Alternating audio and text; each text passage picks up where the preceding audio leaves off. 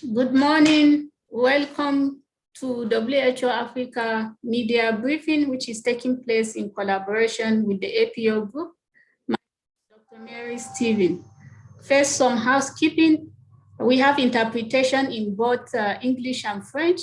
Please go to the globe icon at the bottom right-hand corner of your screen and select the language you would like to listen to the press conference in. Joining us this morning from Brazzaville is Dr. Mashidisho Moeti, the WHO Regional Director for Africa, and Dr. Moeti will introduce our other panelists. Thank you, Mary. My warm greetings to our journalist colleagues and to everyone watching this press conference online. Bonjour à tout le monde. Today, we'll look at the risk of resurgence of COVID-19 cases in Africa, and also at the results of a recent worldwide WHO survey showing that a year into this pandemic, essential health services are still being significantly disrupted in many countries. I'm very pleased to welcome for this conversation Dr. Christian Owo, the Ghana National COVID-19 Case Management Coordinator for Severe and Critical Diseases, who's also a senior lecturer at the University of Ghana Medical School, who will share with us his concerns for critical care services in the face of a possible resurgence. A warm welcome also to Dr. Kaushik Ramaiah, the General Secretary of the Tanzania Diabetes Association and NCD Alliance. Dr. Ramaiah will discuss what needs to be done to ensure that essential services are maintained. There have now been more than 4.5 million COVID-19 cases and 120,000 lives lost on the African continent. Overall, we're still seeing a plateau with a slight uptick, but the epidemic is trending upwards in 13 countries. We cannot be lulled into a false sense of security as the continent's case count appears relatively stable. The devastating surge of cases and deaths in India and increases in other regions of the world are clear signs of the risk of resurgence in African countries. The toxic mix, so now is not the time to let our guard down.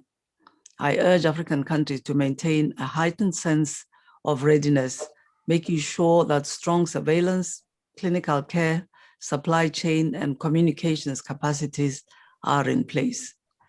We know that in times of crisis, it's often difficult for people to access essential services like safe deliveries and prevention and care for infectious and chronic diseases. To monitor these challenges and the mitigation strategies, WHO has conducted 2 surveys, first in July last year, in the middle of lockdowns in most countries, and subsequently between January and March 2021, when many countries were easing restrictions. The results of our recent survey show that of 40 African countries responding, 95% are still reporting disruptions to essential services. These latest figures show that the disruptions are persisting even in countries which have opened up after lockdowns. This is happening across all service areas, and most frequently those for mental health, immunization, and chronic diseases like diabetes and hypertension.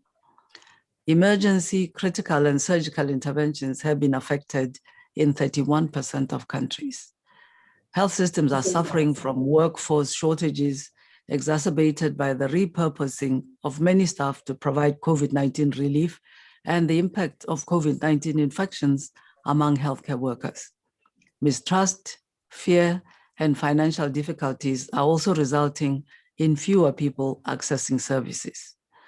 Most countries have put in place WHO-recommended policies to maintain essential health services, and half have allocated funding to support this work. Disruptions due to insufficient personal protective equipment and other health products have also decreased substantially, but we need to do more. Our healthcare workers need support, given their central role, and we must intensify community engagement to rebuild trust and confidence in healthcare services.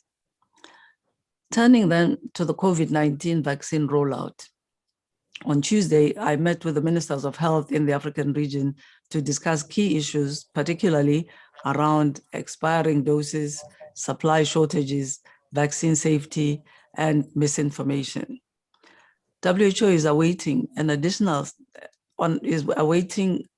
additional stability data from the Serum Institute of India to determine if the shelf life of Astrazeneca Covishield doses can be extended from 6 months to 9 months. For doses that have already expired, WHO is looking closely at the scientific, regulatory, logistical, and programmatic challenges and will issue a statement next week. We're encouraging countries to prioritize the first dose to reach more people rather than saving supplies for the second dose. It's imperative that the available doses are used as quickly as possible to protect people from severe disease and death due to COVID-19. We also urge countries that have vaccinated their highest risk groups and those that have pledged to share doses to quickly make supplies available to African countries that are ready to deploy vaccines. This will save lives and help bring about the end of this pandemic for everyone, everywhere. Suppliers play a critical role, both by prioritizing COVAX over the highest bidders and ensuring countries can contractually share doses with COVAX. We're seeing strong African solidarity in challenging circumstances.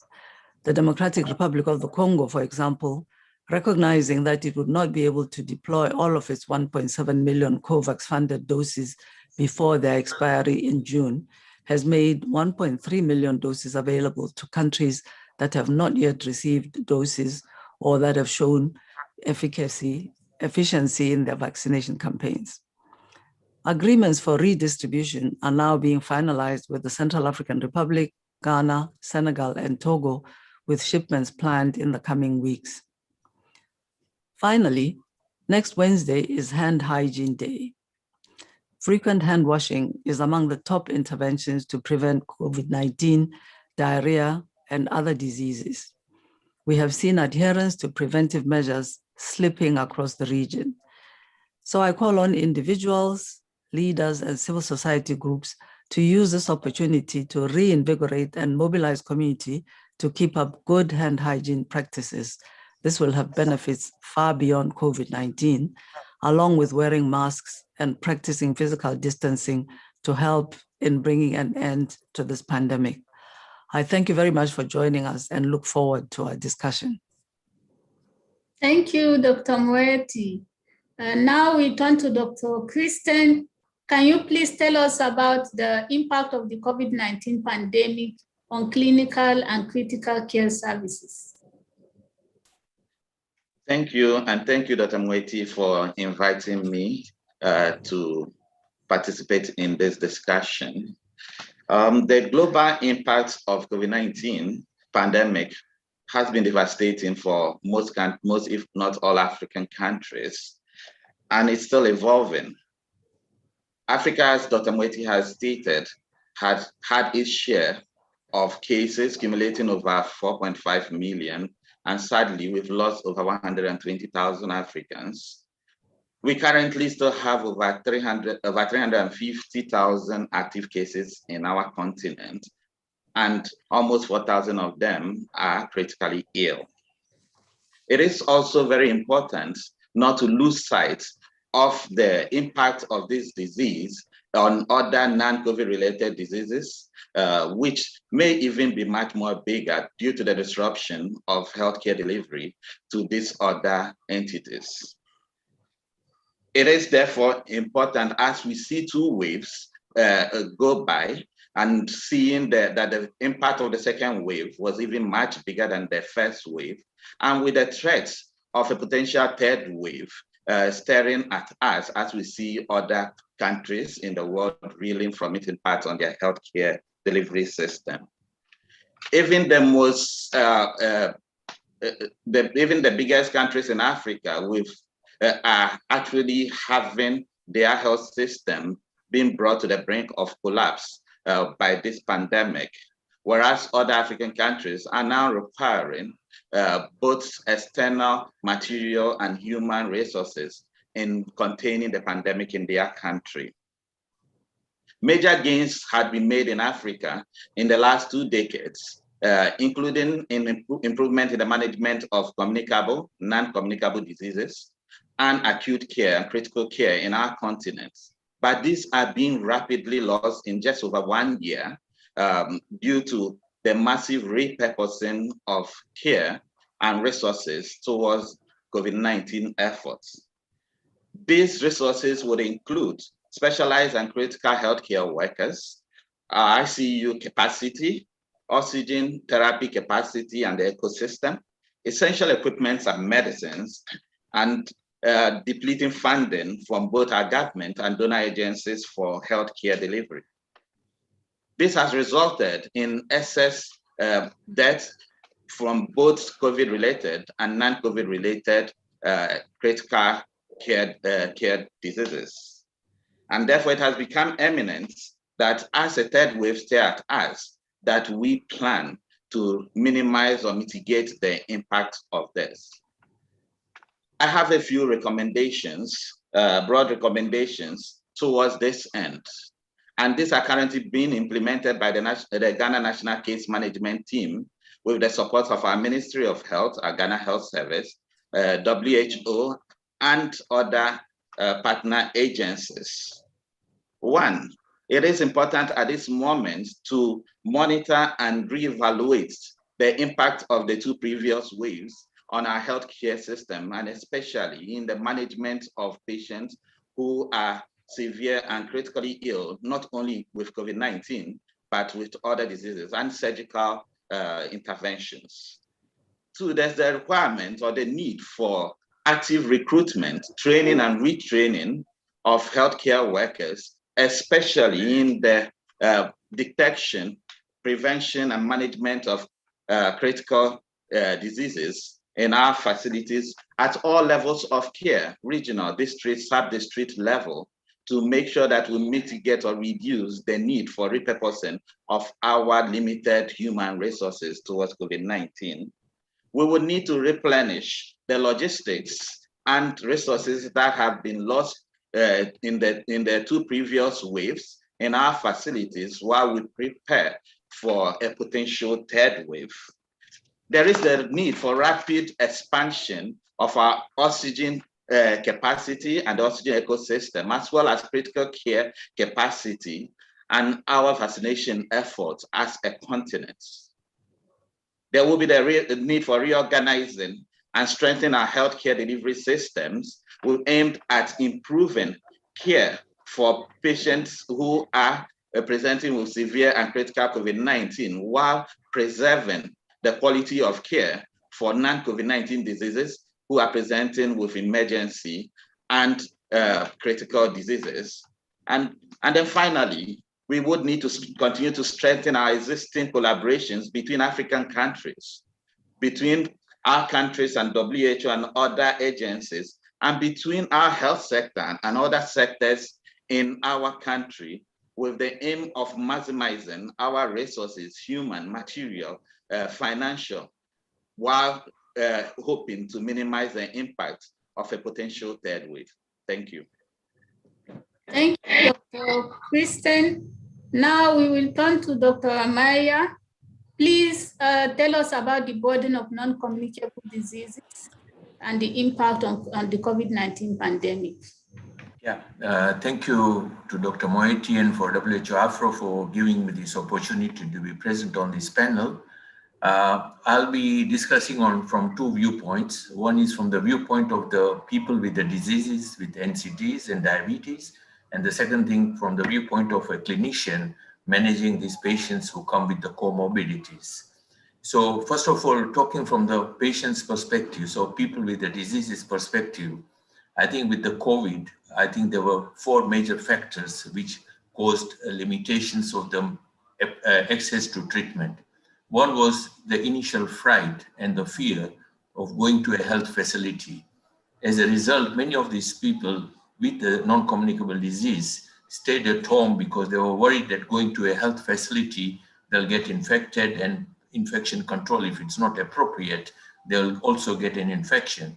So there was a lot of I would say, mass media and a lot of issues being brought about that if you go, you will die, and those are the major bottlenecks were there. So many of these people with a non-communicable disease stayed at home for a longer period of time, not accessing the health facility.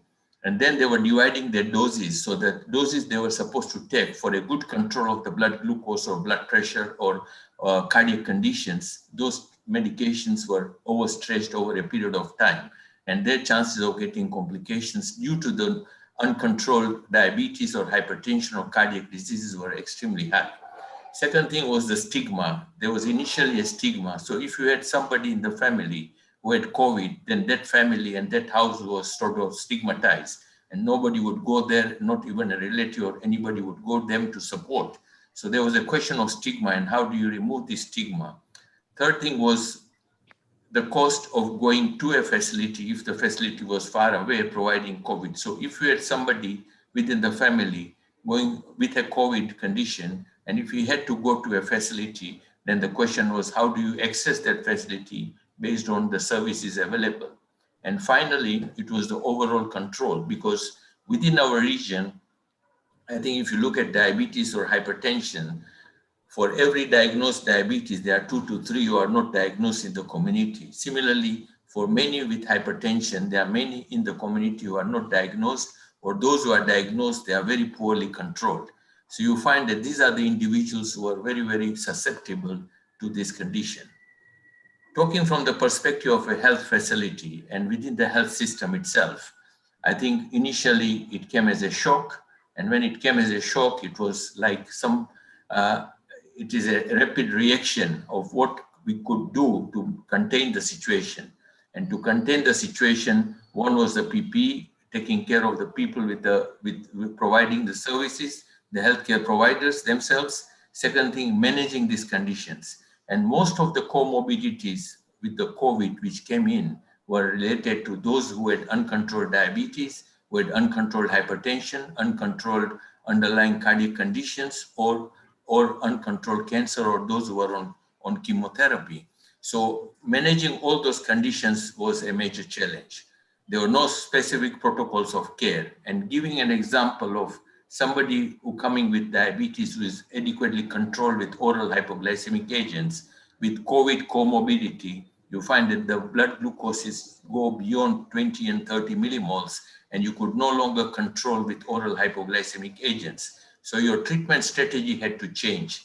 And that change of the strategy entailed this individual to provide insulin to this person who had COVID together with uncontrolled diabetes. So there were challenges in protocols of care, there were challenges in managing these patients, and there were challenges in coming to a right diagnosis.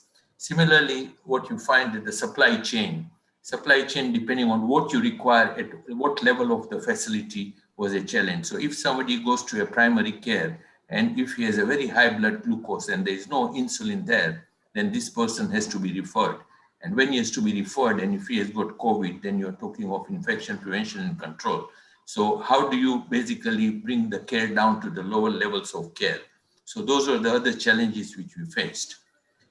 Based on the experience we have had in Tanzania, we were fortunate that initially during the first wave which we had, we also, as a Tanzania Diabetes Association, we had basically got support from the World Diabetes Foundation, and we had written up a proposal which was basically dissemination in the city of Dar es Salaam. And we looked at the 4 targets. One, we said we need to train healthcare providers at different levels with an acute care training.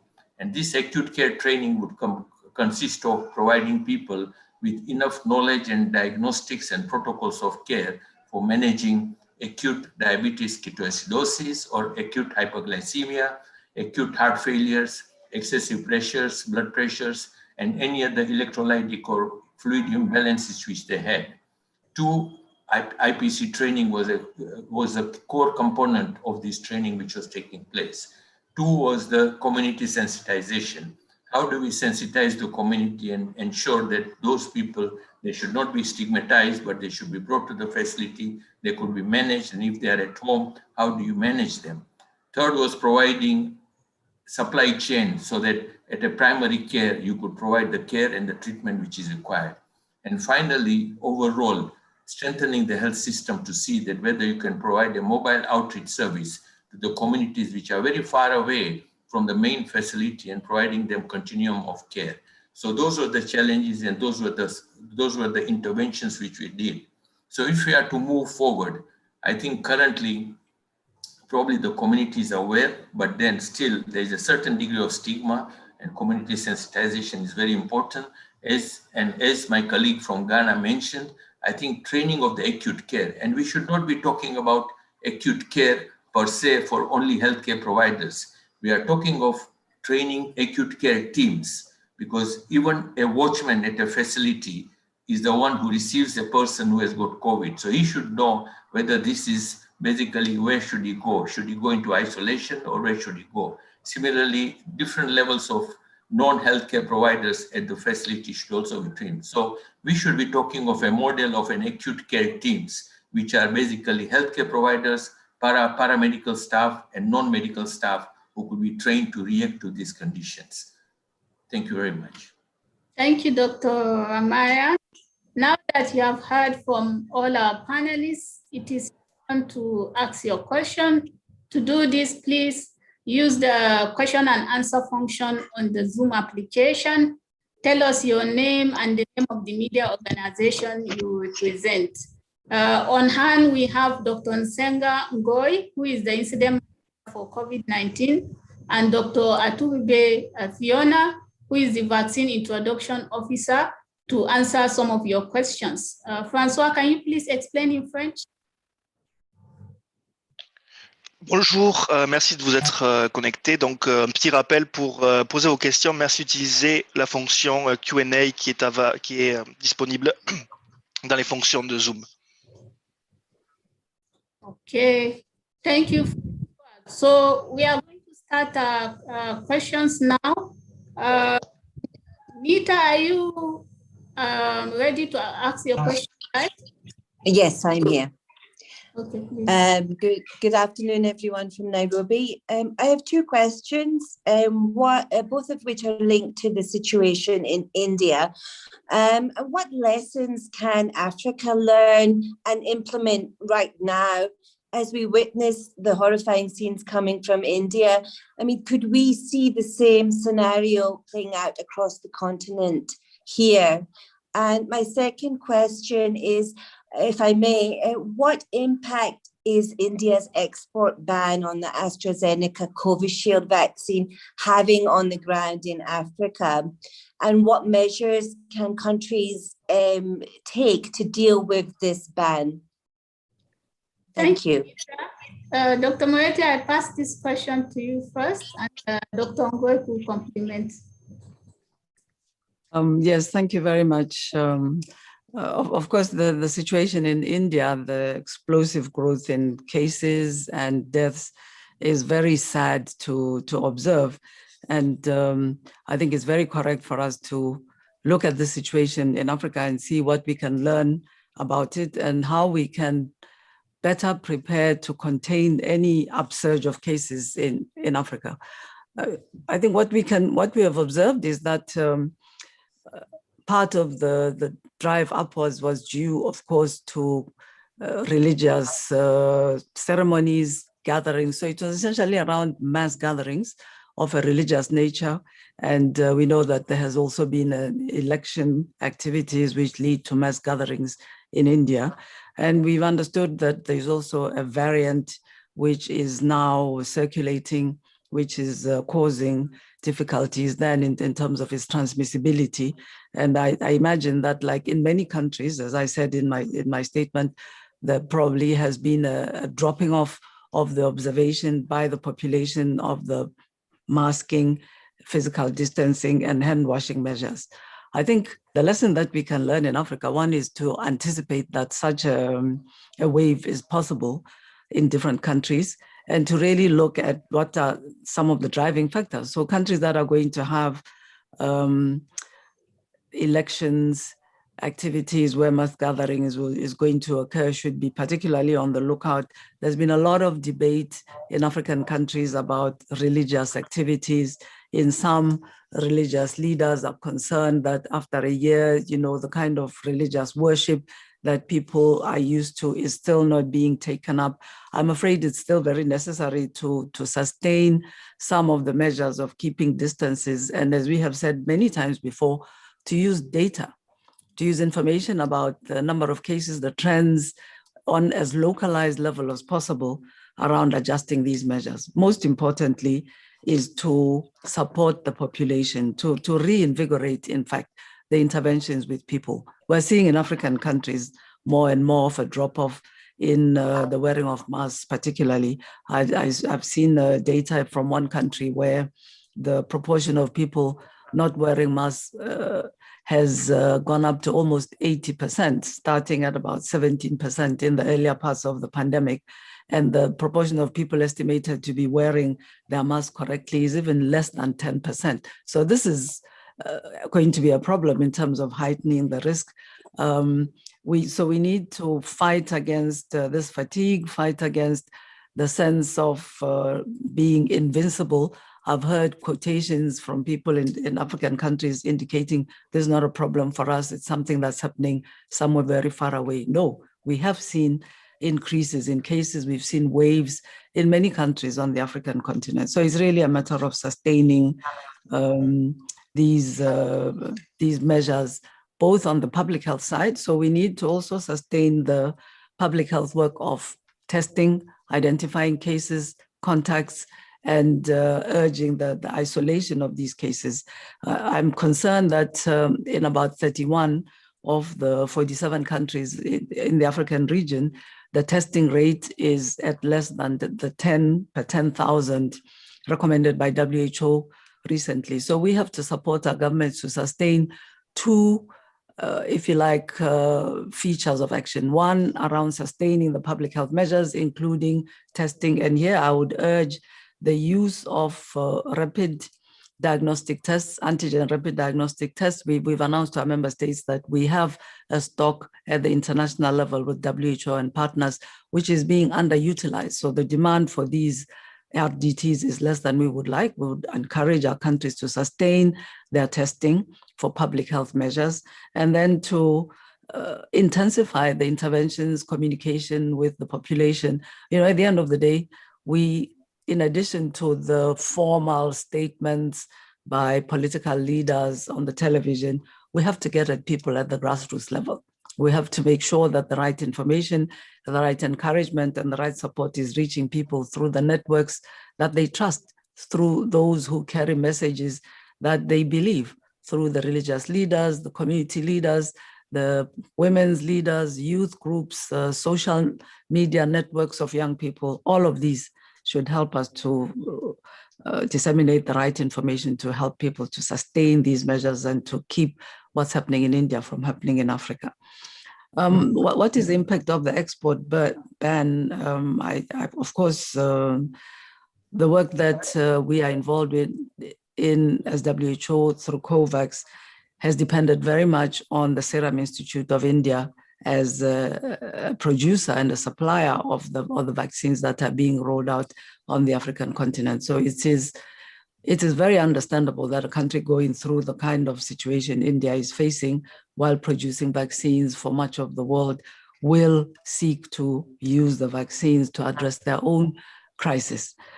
So we are very concerned about the delays that are coming in the availability of vaccines.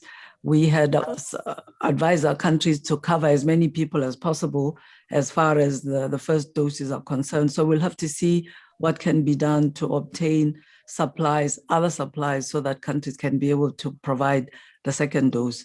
And then at the same time, we're advising them very strongly then to replan, to use this pause as an opportunity to tighten the planning so that whatever dose of vaccine they can obtain can be rolled out and used most efficiently to have the optimum impact. Thank you, Dr. Moeti. Dr. Ngoy, I'll come back to you. Let's go to Sarah now. Sarah Javi. Thank you. Go live. Yes, thank you. Can you please discuss the motivations behind why DRC has returned 1.3 million doses to COVAX? Is it because the government is still concerned about blood clots, or because there isn't the capacity to roll out the doses? And how much of a role does vaccine hesitancy by the population in DRC play in this decision? Thank you, Sarah. Dr. Moeti, do you want to go first, and then Fiona can complement? Yes, I'll go first and briefly.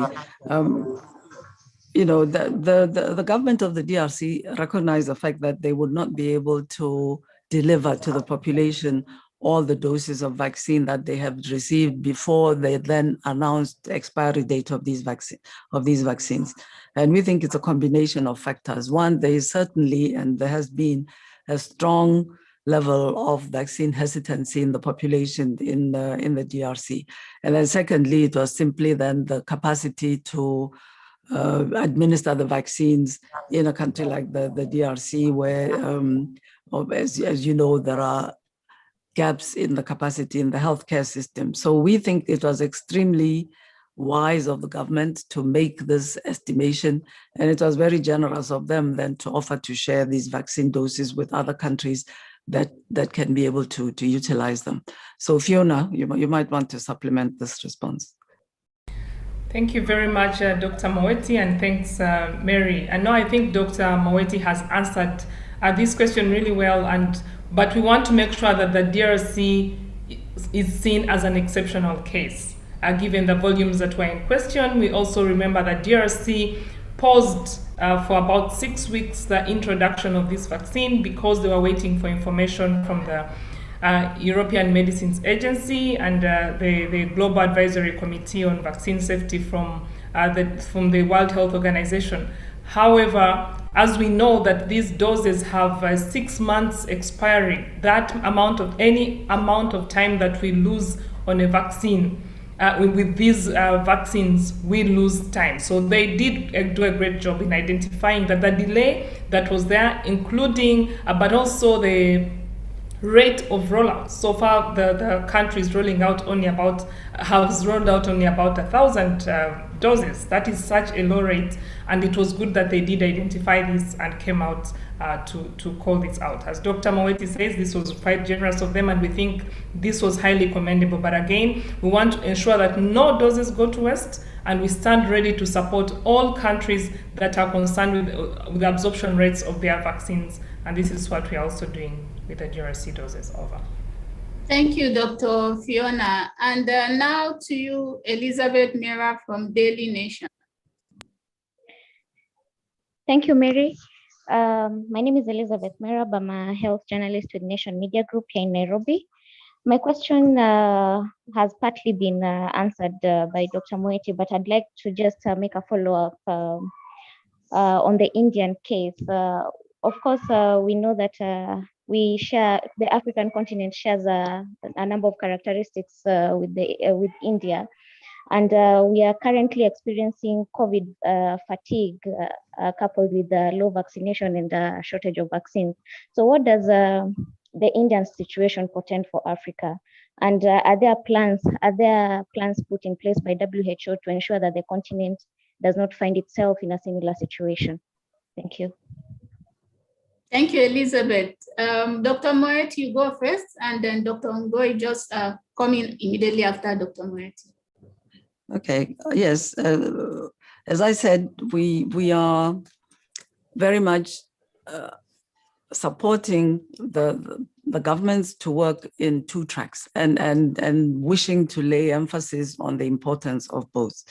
We have seen, first on the part of the population, as I said, but also the reality of stretching the capacities and attention at the government levels in the health systems between delivering vaccines and sustaining the prevention public health measures, that both of these have to be sustained. We've also seen a slight increase in the case fatality rate. I think our colleague who discussed, Dr. Owo, was very much touched on the issue of acute care, the facilities that need to be increased in countries, and the urgency of making sure that supplies of oxygen, for example, oxygen concentrators are made available, are increased in African countries. So what we are doing as WHO is to continue to advise countries to work in terms of the public health measures, very much the community and public education, supporting people to be able to continue with the prevention measures that they have to take. At the same time, encourage the uptake of vaccine where it is available, and it has been available in some countries. Some countries I'd like to emphasize, such as Ghana, did a very good job of the rollout of their vaccines, so the possibility is there.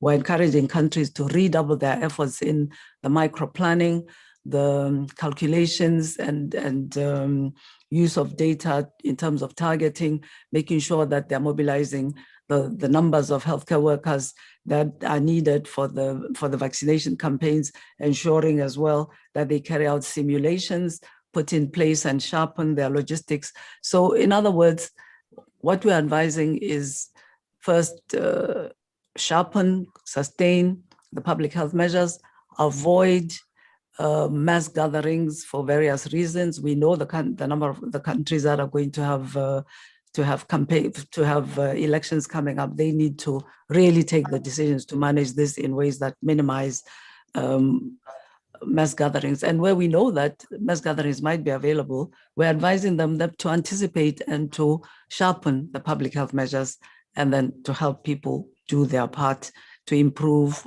capacity for treatment, so that when people are ill, they do not die. We keep the case fatality rate as low as possible. Thank you, Dr. Moeti. Dr. Ngoy? Sorry, thank you, Mary, and thank you, Elizabeth, for the question. First of all, I think, Elizabeth, you're absolutely right. Sociologically, India is very close to Africa, to many African countries. So there is no valid epidemiological reason to think that what is happening in India cannot happen to Africa. So that's the fact, and you're right on that. So as African, we should not count on our gene or sun to protect us. So we have to work ourselves to prevent and protect our countries and our communities. So at WHO level, at least at the IMS, what we call incident management level, the team, what we've done actually from the beginning, this was the objective, is to avoid Africa going through what we are seeing in other countries. So far, it doesn't happen, but again, it doesn't mean that it cannot happen. So what have we done, at least for these resurgences? As a WHO in Afro region again, first of all, we have drafted what we call the guidance on resurgence. It is a document that guides countries in terms of how do you recognize in time or timely the resurgence, and what action do you take when you recognize it, and when you see that you are already in resurgence, what could be the actions, the public health measures, but also at the health system level. That's one. Then the second one, what we're doing, again, learning from what is happening in India, we see that the health system is overwhelmed completely. I mean, not completely, but at least the ICU ward, most of them are overwhelmed. So we need also to start preparing countries in expanding capacity, our capacity in taking care of providing care for critically ill patients. This we are doing with countries by mapping the capacity that we have, including the capacity in producing oxygen and providing oxygen to critically ill patients. That's the second. Now the third one, despite all our preparedness at Africa level, we have to be also honest with ourselves. Maybe we can miss something. So we want to have kind of lesson learning from our colleague in the Sierra region, I mean in India, but also in the Sierra WHO region.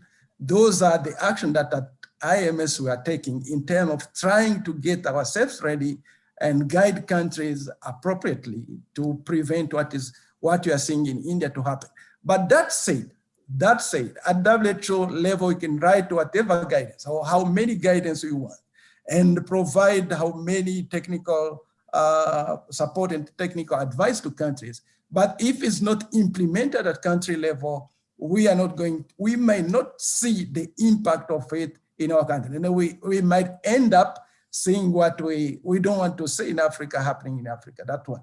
But even at country level, even if at national level, the national authorities, they take measures that they can put in place, they expand capacities as we're advising them. But if at community level, at individual level, we are also taking it on ourselves to prevent that the transmissions get out of hand, we might see what is happening in India, happening in some of our countries. So that's why there is regional responsibility, our all as a region, as a country responsibility. There is national responsibility, but there is also a individual responsibility, which is very important. Thank you very much, Mary.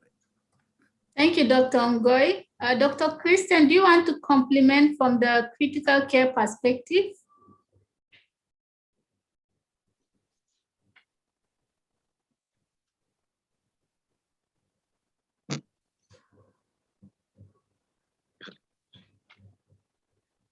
Can you please repeat your question? Yes, complement on the how do we prevent happening in India from the critical care perspective, the question from Elizabeth. Yes, so thank you very much. Most of the comments made on the lessons we've learned from India, there's the social and cultural behaviors and what is happening with respect to Africa at the moment are very, very comparable. We have always lagged behind the rest of the world in the African region in the arrival of cases and then the peaking of our waves. So, and we can remember what happened with both the first and the second wave, where mostly when we're having the peak or in other regions, we basically think it's not going to come to Africa, but it did come. Now, India has a lot more bigger reserve and resources for critical care. And then just 4 weeks ago, they were actually much better than most part of the world. And what has happened in India and happening in some parts of the Americas has actually evolved in a period of weeks, not months. So it is important that we may not have months at our disposal in preparing for the threat of an imminent third wave. In Ghana at the moment, we are actively, during the little lull from our second wave, in our regions, all 16 regions, so I'm currently in actually one of the regions, basically preparing our capacity, improving our capacity, looking at the gaps that existed in both the first and second wave, having discussions on increasing oxygen ecosystem. WHO had been very helpful in providing some oxygen concentrators, which we've distributed in a lot of our facilities. And with the support of our government, we are wrapping up training of acute care training, critical care training, even at lower levels where you do not have ICU doctors and nurses available. Now, it is important to do that now because it is almost impossible to do it in the middle of a pandemic, as we will all have found out during both the first and second wave. It is impossible to do appropriate redistribution of human resources based on objective assessment of our system. So what we are doing now is actually assessing our system, doing a needs assessment, mapping up where the lags in our system are, and basically planning the redistribution of not only material resources, but human resources, while we train quite rapidly to fill that gap. It is important for African countries to learn this lesson now because our health system were not as resilient as most other health systems. But it's also important to reduce the importation of COVID-19 new cases and new variants into Africa, because if the numbers keep increasing, there will be a point at which, irrespective of your efforts at increasing your capacity, you will still be overwhelmed. And one of the lessons we're learning from critical care is that in the last 6 going to 7 weeks since Ghana started vaccinating, the proportion of patients who are presenting to ICUs with severe and critical diseases that had been vaccinated are rather much lower than those who have not been vaccinated. In the 2 biggest centers where I've been involved in caring for critically ill patients, since we started vaccination, we've not lost a single vaccinated patient, even though we have had a few who came to ICU. They have also had them gone. Whereas we still have significant mortality from those who are not vaccinated. Sharing of this knowledge is important in African countries. Research and sharing of knowledge is going to be a massive part of reducing the vaccine hesitancy, especially in African countries. We are working collaboratively with other African countries in making sure that this evidence are put out there to encourage efficient distribution of vaccines to arm. Thank you, Dr. Kristen. The next question is coming to you, Fiona. This is from Peter from BBC. He's asking what is the reason behind the low vaccination uptake in Africa? What would you say is the issue? Is it the infrastructure to vaccinate health workers, or the lack of health workers for the vaccination campaigns? And secondly, have you been in touch with South Sudan and Malawi and other affected countries on the Astrazeneca doses that were meant to expire by 13th of April? There were reports from Malawi saying the doses were put off cold storage, so it cannot be salvaged. Do you know whether this has happened in other countries, or the vaccines, are they safely stored? Fiona, please. Thank you very much, Mary, and thanks, Peter, for that question. So on the slow pace of rollout of vaccines, indeed, Africa has rolled out over 50% of the vaccines that have been received on the continent so far. So we need to give it up to the continent, much as it's not the pace at which we would have expected, but at least that has happened. So many countries have not been able to prepare adequately before the vaccines arrive in the country. And that is one of the reasons we are seeing a slow pace of rollout. But also we know that due to rumors and the myths and misinformation that came especially around the safety, also with around concerns around the variants, the spread of variants, we had low levels in this vaccine, and hesitancy has really been seen to contribute to the slow pace of rollout. In some countries, we've seen the lack of operational funding, or even when the funds are available at national level, the countries have not been very quick in disbursing these funds to the subnational levels, and that also contributes to the low uptake. But also we are having limited data especially from the rural places up country. It is easier to get this information when it's at national level, because most of these systems are now internet-based. So we are having issues with getting that data. We know actually for sure that more vaccines have been given than we receive in our daily update on the live dashboard that WHO hosts. When it comes to the expired doses, yes, WHO is in touch with all these countries because we do have a footprint in most of them, indeed, basically all our member states, and we are working to map the expired doses in all the countries that received them, with the exception of Togo and Gambia, who let us know that they had utilized all the vaccines by the date of expiry. But I must mention that WHO is reviewing scientific, regulatory, and logistical and programmatic challenges. And a statement is expected next week. Information from the Serum Institute of India to the World Health Organization pre-qualification department is expected tomorrow, the 30th of April. And from here, we should be able to release guidance about these vaccines next week.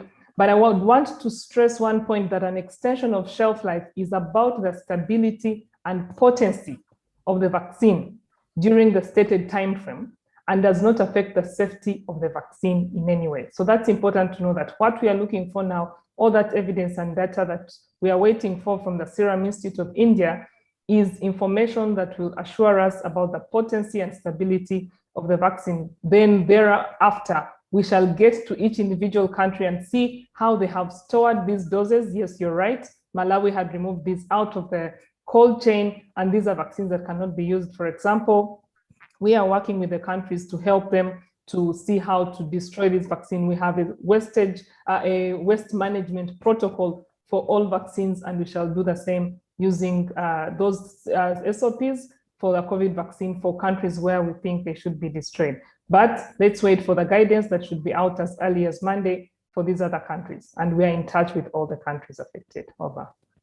Thank you, Dr. Fiona. Now I will turn live to Paul Adepoju. Please ask your question. Thank you. Thank you very much. So my question is has to do with the recently established COVID-19 mRNA vaccine technology transfer hub by WHO to scale up global manufacturing.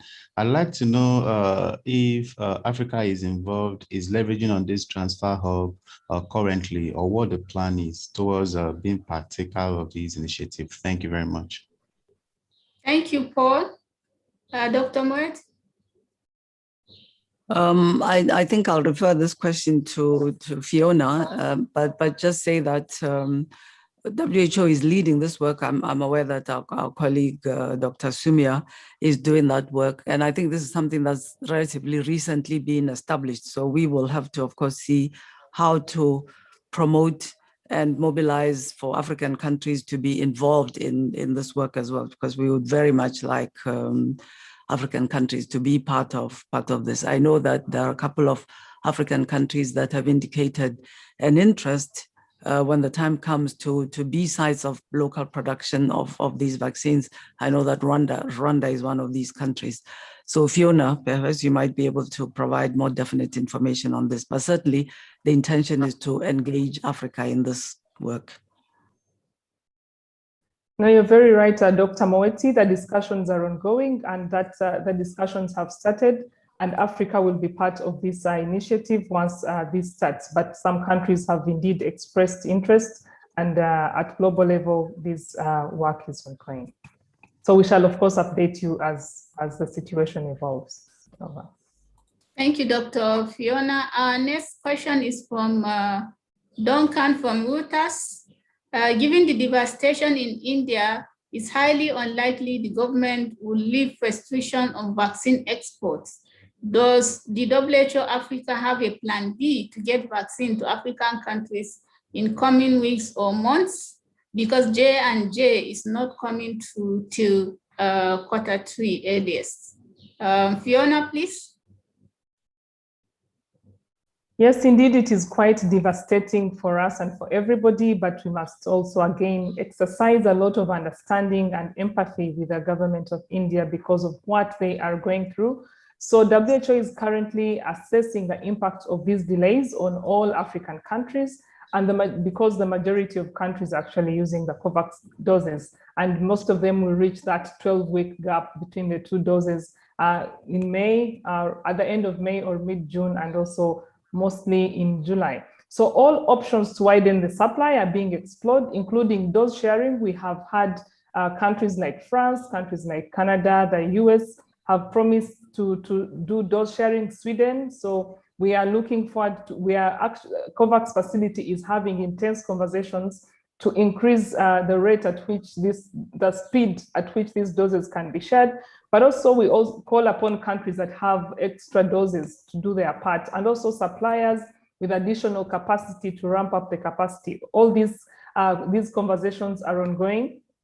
And also to the review of the documents for the Sinopharm and Sinovac, the Chinese-made vaccines, is taking place this week, and we hope to have maybe positive feedback by early next week. And if we have more vaccines that have been approved for WHO pre-qualification, we know that more of these candidates then enter into our continent without any further issues. So we are really exploring all that can be done. Okay, thank you, Dr. Fiona. The next question is still on vaccine. Biotech has said it's discussing the possibility of producing its vaccine in Africa. Do you have any knowledge of that in terms of which country and which manufacturer? And then secondly, do you have an update on how the wave of COVID-19 being experienced in India is impacting on Africa's COVAX delivery? Dr. Fiona, please. Mary, I think this the last one has been answered. Yes, there's been a clear impact on not only vaccines, but actually the supply chain for most of the products that we get, that the whole world gets from India. So definitely the COVID-19 vaccines could not be spared, especially given the fact that the country also needs these vaccines. And that's why I said we need to exercise maximum understanding and empathy with the people of India. So this has greatly affected us because India has closed off shipments, not only through the COVAX facility, but also for countries that had bilateral agreements with the manufacturer, which is understandable because they need to save their populations first. For Pfizer-BioNTech, I must say that for the COVAX-19 vaccines, it is too late for Africa right now at this point in time to say in 2021 or 2022, we shall have vaccines manufactured on the continent for at least not to cover the COVID pandemic for the next 1 or 2 years. The countries are yet to express their interest, but after expression of interest, the scientists, WHO together with the African Union will sit down and evaluate which countries have the right infrastructure or could be helped to develop this manufacturing capacity or to ramp up what they already have and expand what they have. But for now, no, we do not know which country will be able to start this. Over. Thank you, Dr. Fiona. And the next question is to you, Dr. Chris. The issue of a waiver on COVID vaccine patent is mounting. What is Ghana's position on this? And to what extent is this proposal key to assuring global access to vaccine and to reaching a certain global herd immunity? Dr. Chris, please. So thank you. There's been significant commitment from our government in Ghana, and specifically from the president of Ghana, at putting our efforts in ensuring that we procure enough vaccines. We would actually be due our second dose for those who started at the beginning of March, from the end of this month to the end of May. And there's a lot of effort actually going into that. Secondly, our government has committed towards local production of vaccines, and there are discussions ongoing. A number of our local drug manufacturing companies who have previously worked with international drug companies are currently in discussions to look at the feasibility and practicability of actually implementing this. But as Dr. Fiona said, these are not discussions that are completed in a matter of weeks or months, and we know that we do not have the credit of that time at the moment. We can see the evidence in what happened in Canada, who were also procuring vaccines and who probably have much more capacity to produce those vaccines if they wanted. And when their vaccines were also held up, just as with the Covert facility, they indicated that they would have difficulty in starting in production of vaccines. It is therefore important to concentrate a lot on efficient distribution of vaccines and reducing vaccine hesitancy while we reduce the importation of new cases and new variants, because even though there is commitment at governmental level to produce vaccines locally, we do not expect that that should be able to happen before the end of this year at the earliest. Thank you. Thank you, Dr. Kristen. The next question to you. Yeah, thanks very much. Mary, I just want to say something about patent sharing, intellectual property and patent pooling, which is what WHO in the context of the ACT Accelerator and COVAX had been encouraging at the beginning of all these discussions, just to emphasize that, we may talk about local production, expanding production capacity.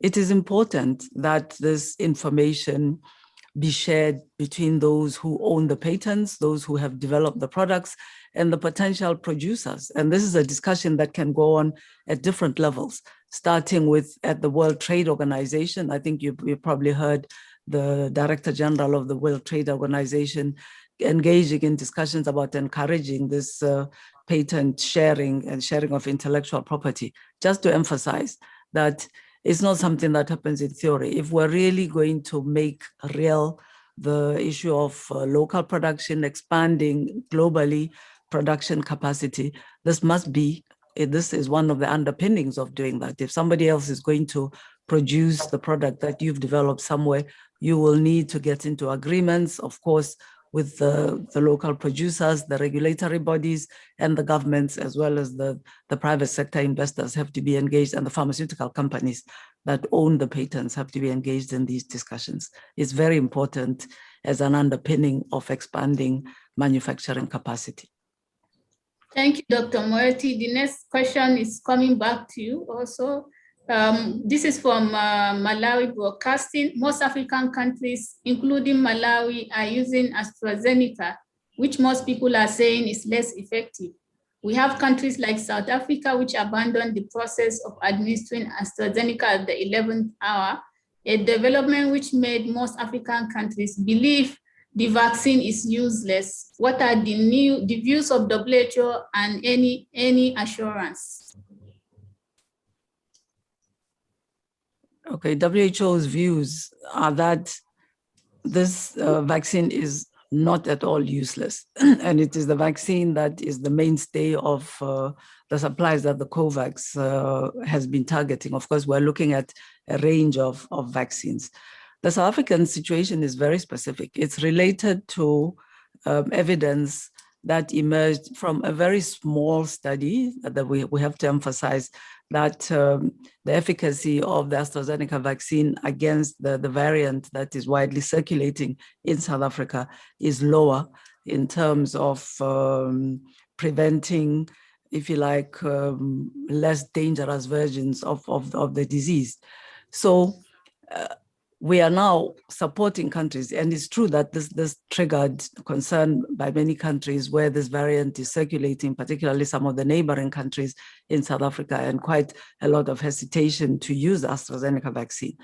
We are supporting the countries to expand their ability to know if this variant is circulating or not. We are helping with genomic sequencing, working with the Africa CDC, so that countries can have a good idea of what is the variant that is circulating and whether the AstraZeneca vaccine will be effective.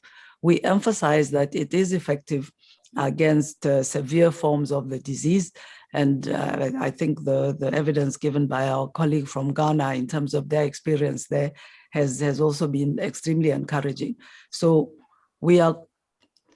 I'd like to emphasize again, it's not that the efficacy of this vaccine is so low that it is not useful. It is that there is a particular issue with a variant that has been identified, and work is going on to make sure that we help countries to use this vaccine where this variant is not dominant. In South Africa, it is dominant, and that is the reason why the government then decided not to use the AstraZeneca vaccine. Thank you, Dr. Moeti. And to you, Dr. Ngoy, do you foresee the continent flattening the curve soon? And what are the risks ahead? This is from Naftali from Stigma. Thank you, Mary. Just reading the curve of the pandemic in the Africa region, what you observe in many countries is actually up and down curve, which we are still experiencing in many of our countries. So the virus is here, and as long as the pattern of our social behavior remain the same, I believe we are going to see the same kind of pattern in terms of the curve of the pandemic.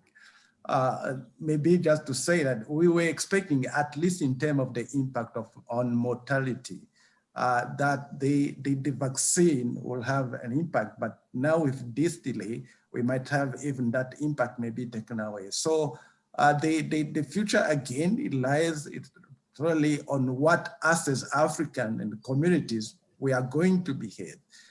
If we continue to ignore the public health measures, including social physical distancing, then most likely we'll have this up and down type of curve in our countries. Thank you, Dr. Ngoy. So we are coming to the end of this first briefing. We'll be turning to our panelists. I will start with Dr. Ramaya, then Dr. Kristen, and finally Dr. Moeti to give us their final thoughts. Dr. Ramaya, please.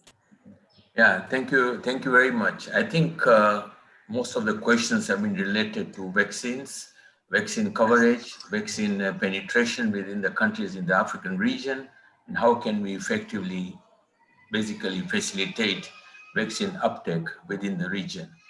I think looking from the clinical point of view or from a clinician point of view, I feel what is happening in India, probably I think one advantage we have in the African region is that the public sector infrastructure has been adequately developed, while in India, what I see from the clinical point of view was that it was the private and the corporate hospitals, which were basically the emphasis of most of the people. And with the current pandemic, which is there in place, the public sector is not being able to cope up because the infrastructure was not there. And I think what advantage we have here is that we have emphasized on the public sector, and that public sector, we need to strengthen it further because that is going to save our people at the end of the day. Thank you very much. Thank you, Dr. Ramaya. Dr. Kristen? Thank you very much. So it is important to continue to emphasize that as we continue to basically follow the public health protocols, encourage procurement and administration of vaccines, that we continue to prepare for those who would be infected and who would have severe and critical diseases, as well as its impact on our health system for treatment of other diseases, which is now basically at its weakest. It is important to continue to strengthen our acute care delivery for both COVID-19 and non-COVID-19 related diseases. And this should be the foundation to basically prepare for years ahead while we're doing this. This disease will not be the last. We find ourselves in this position because this had not been addressed previously. We should take advantage of this to basically prepare properly and address the foundations of this problem in African countries. If not, we'll still be back to the same place. The cooperation between African countries, WHO and other agencies has been shown to be very important during this pandemic. We need to continue to strengthen those relationships, both in clinical management and in research, and making sure that these researches impact on our continent. Thank you. Thank you.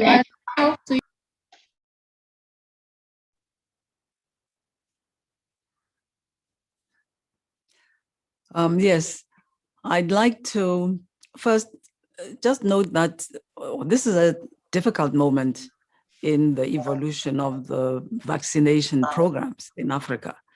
But I think that it should not throw us into despair. One, it gives us perhaps a chance to refine even further our planning and our preparation, learn from the experience that we've had with the first doses that were administered in Africa, and therefore be in a position to do a better job, a more effective job, more effective coverage of the target populations when we get the vaccine supplies. And then secondly, as I said, we've noticed that the rate of testing in our countries has gone down in quite a few countries. And so we need to re-engage on those public health measures that have been so good for us in Africa, so that the situation we had projected at the beginning of the pandemic did not happen. So the testing needs to be scaled up again. Contact tracing needs to be sustained. Isolating those who might infect others needs to happen. And as I've said before, all of us at the community level, as individuals, in our families, need to do our part to wear our masks, wear them correctly, remind our neighbors, remind our loved ones, support each other, and keep up the prevention measures while we look at the possibilities of the vaccines and the work goes to roll out the vaccines. Thank you very much, Dr. Moeti. We have come to the end of the briefing for today. A very big thank you to our great panelists and all journalists. Thank you and have a great day. Thank you. Thank you very much. Thank you.